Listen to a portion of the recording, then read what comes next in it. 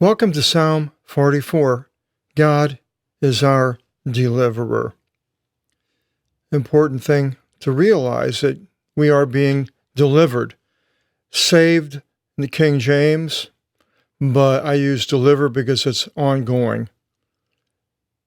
Begins, and I'll read a verse or two in the Greek. Is totelos, tis iis kore, is synesin, o theos, in tis osin imon, ikusamen, ke ia pateras imon, aningilan imin ergon, o ergaso, in tes imeres avton, in imeres archeis.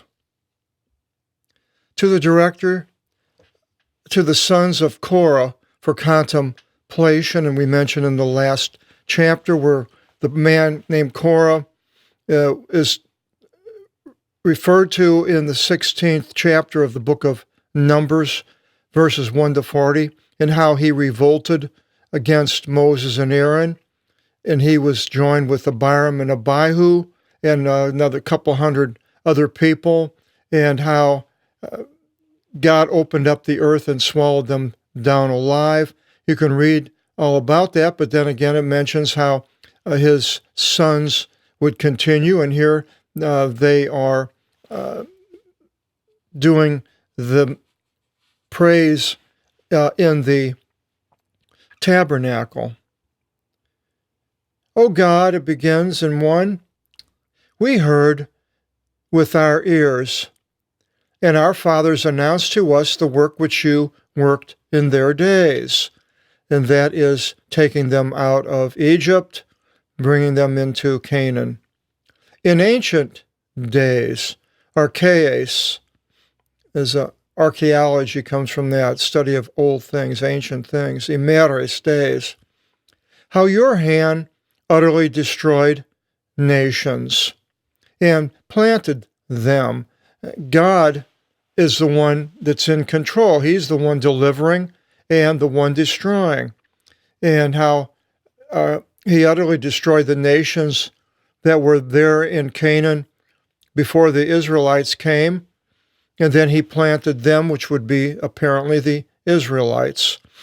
You afflicted peoples and cast them out, the Amorites and the 7ites of the Canaanites and the ones that lived there. And then they also went into the 3 countries to the east of the Jordan, Ammonites, Moabites, and Edomites. But the ones that were in the land, God had them destroyed by the armies. This was basically in the book of Joshua. For not by their broadsword they inherited the land, and their arm did not deliver them. But it was your right hand and your arm and the illumination of your countenance, for you thought well by them. So the writer here is rightfully attributing God as being the instrument of the deliverance, and his right hand is like the hand bang. It's more of the using his might, and an arm, same thing, that he was able to be with these people and bring them into the land of Canaan. And he says, you are he, O my king and my God. Now it's interesting why he would call him king, my God. Normally in the Old Testament, I don't remember too many places where it says that he is the king, but we know in the New Testament with Jesus is a king. Then it does talk about the kingdom of the heavens is coming. So here we see the kingdom in this place here. Like I said, I don't think it's very many other places. He is the one giving charge to the deliverances of Yaakov, to Jacob, by bringing them into Canaan.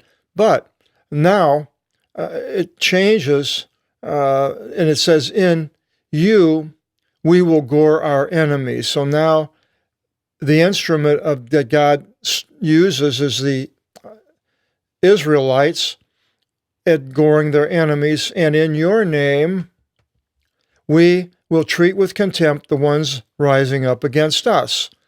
Now, this is what the Jews in Israel, us as Christians, I don't see that us to be rising up, but that's a possibility.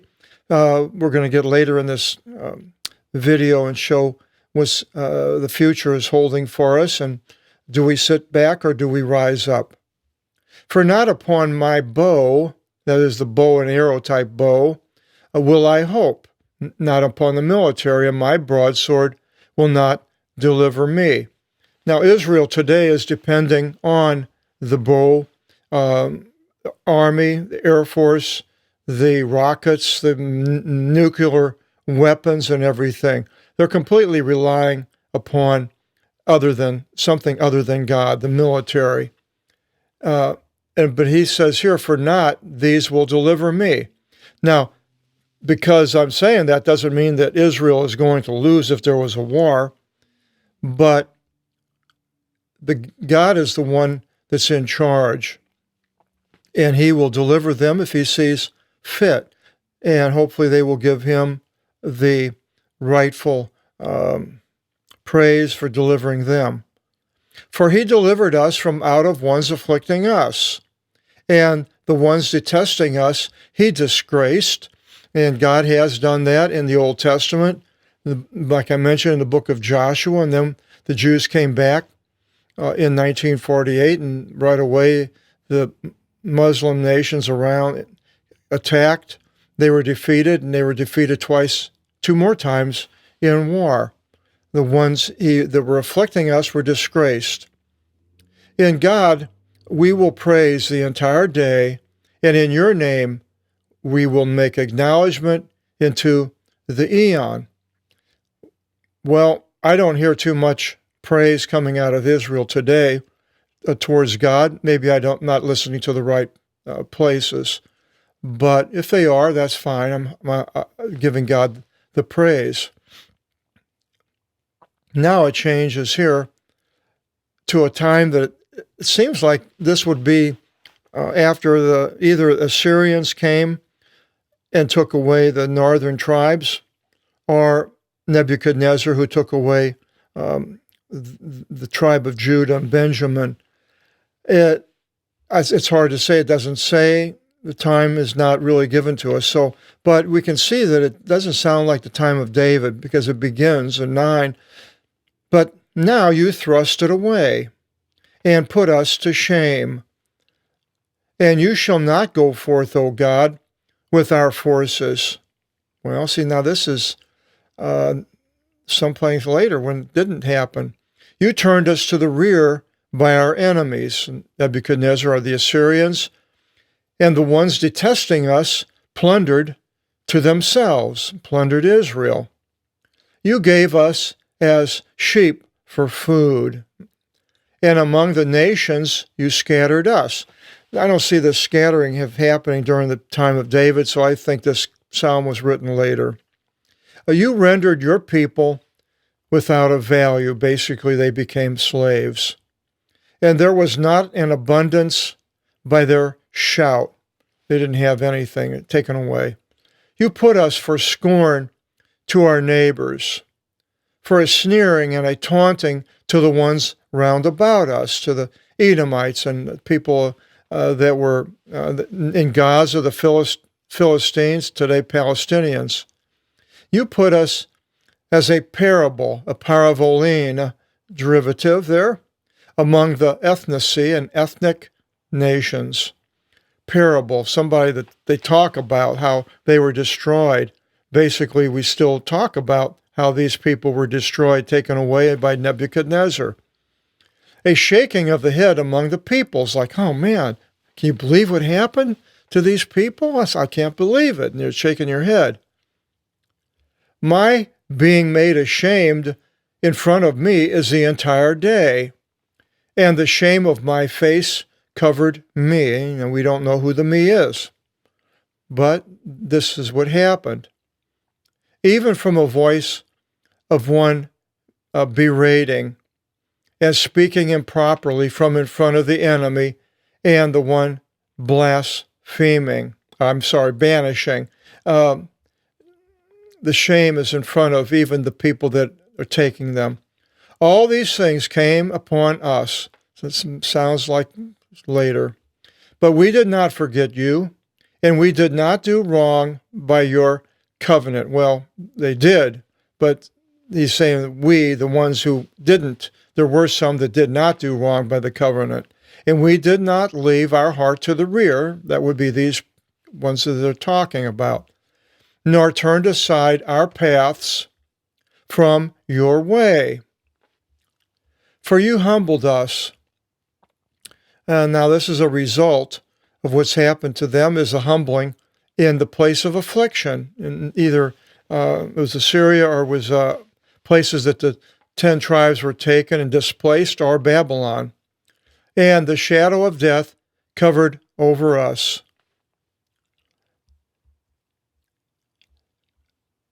The result here is the people being taken. You humbled us in the place of affliction.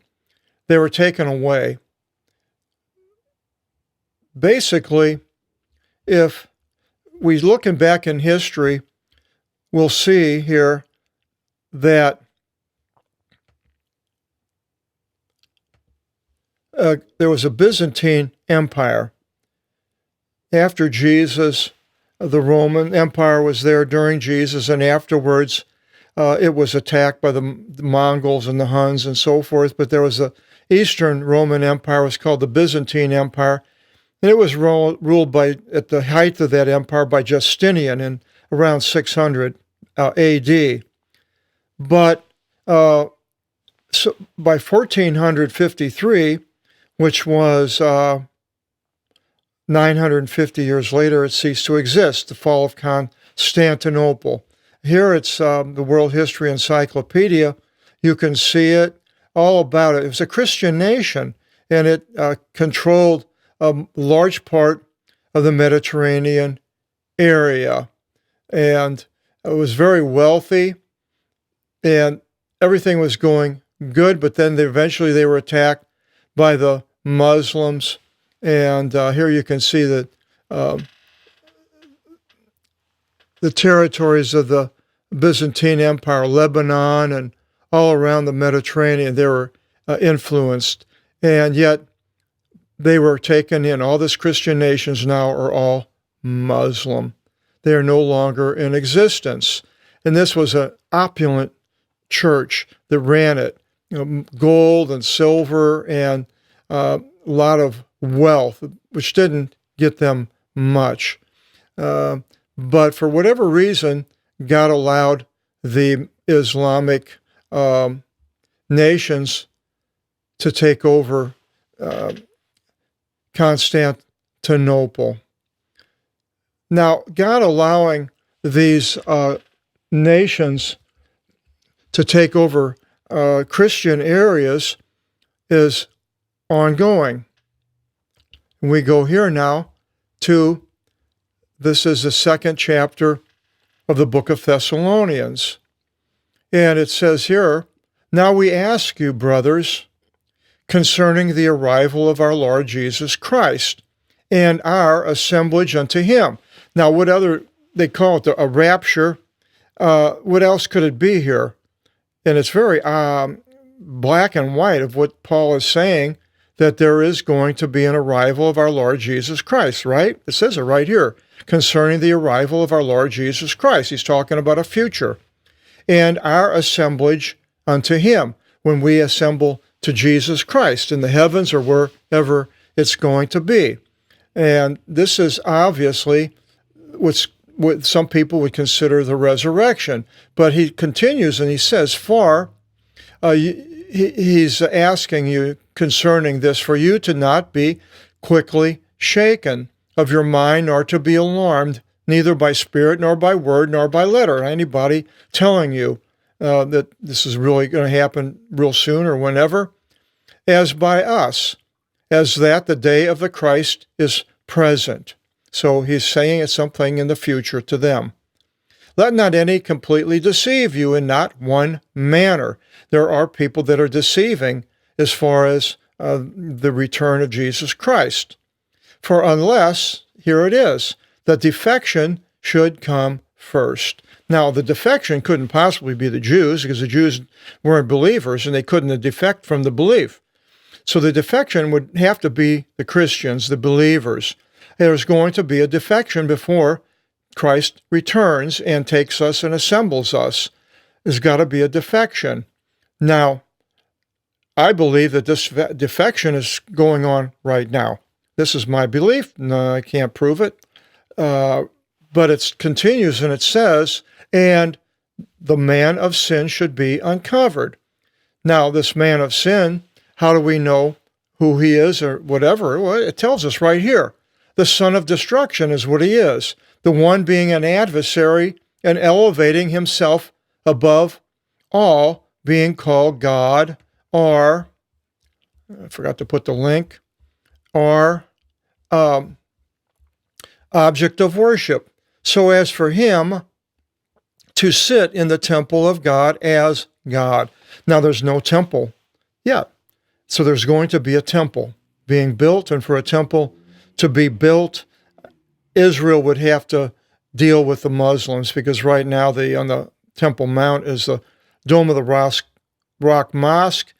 And if it was destroyed, then the war with Islam would take place, which could very well all happen very soon.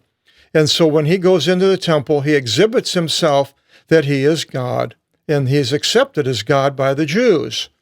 Do you not remember that still being with you, I said these things to you? And now, the one constraining, you know. Now, do we know who the one constraining is? Well, I can only think it could be God. For the uncovering him in his own time, right now could be the time. For the mystery of lawlessness already operates. So, lawlessness has been going on for thousands of years. Only there is the one constraining just now until he, the man of sin, should be from out of the midst. Now, from out of the midst of the Jews, out of the midst of the Christians, it doesn't say. And then the lawless one will be uncovered. So people will see him, whom the Lord will consume by the breath of his mouth, and will render the grandeur of his arrival useless, whose arrival is according to the energy of Satan, in every power and signs and miracles of a lie, and in every deception of unrighteousness among the ones being destroyed. Would be not the Christians, they are being assembled, because of which they receive not the love of the truth, for them to be delivered. On account of this, God will send to them an energy of delusion, for them to believe in the lie. The people will believe that this man of sin is God. So that should be judged all the ones not believing in the truth, but taking pleasure in the unrighteousness, which will be going on. And once all the Christians are assembled, then hell will break loose on earth. But we ought to give thanks to God at all times concerning you, brothers, beloved by the Lord, that God took you up from the beginning for deliverance in sanctification of spirit and the belief of truth. So these people were taken. Israel was taken by the Assyrians and the Nebuchadnezzar. Then 70 AD, the Romans took them, spread them all out the world. They didn't come back until 1948. The Christians became powerful and became all over the world, mainly in Europe, but in South America, North America, and some places in Africa, not too much in Asia in history. So Christians have been there. Now, the Byzantine Empire was taken away by Islam, by Muslims. Now, is the same thing going to happen to the Christians in the defection of Christians? And you look today, and there's churches are closing left and right. There are no Christian bookstores. Can't even get a Bible printed anymore, hardly. And everything is changing very fast. And I think people are defecting, and this, to me, is a sign of the time. that these things are going to happen. This is my take on it, which could be right or wrong. And then, if we forgot the name of our God, and if we opened and spread out our hands to an alien God, shall not God require these things? Well, people are walking away from Jesus, closing down churches and spreading out their hands to whichever hedonism, and it's a mess. Shall not God require these things? For he knows the secret things of the heart. And then we have this quotation, for because of you, we are being put to death the entire day. We are considered as sheep for slaughter. And that is in down here at the bottom in Romans 8:36. And the people at the time of Romans that Paul was writing about, the early Christians were being put to death and considered as sheep for slaughter. That's how he looked at it. And we today, instead of being put to death, our people are walking away, fear and whatever reason. And then he continues, awaken. Why do you sleep? O Lord, rise up. You should not thrust us away into the end. And the same with us Christians. Lord, don't thrust us away into the end. Why do you turn your face and forget our poorness and our affliction? And it looks like apparently God did do that. Is he doing it to us today? To the people that are walking away and that their great defection. For our soul was humbled into the dust. And this is what might happen to us, and the Christians being humbled, and very few left. Our belly was cleaved to the earth, and sort of like the snake crawling, and not a very good time. Rise up, O Lord, help us and ransom us because of your name. He will ransom us, and that's the one thing we have to look forward to, is when we die, then Jesus will come and show the judge that he paid the ransom to him who owns us. And then we will be free to go with Christ into the kingdom of the heavens, the new Jerusalem. Psalm 45, the beauty of the warrior. Well, we'll find out what that's about. Most of us Christians don't look at ourselves as warriors, but all this stuff going on, are we to rise up and go to war with the forces that be to stop things happening or not? Well, we'll find out in Psalm 45 what it says about all these things. Of course, this is written at the time of the Jews. Hope you'll join us in the next video seminar, Psalm 45. Until then, God bless.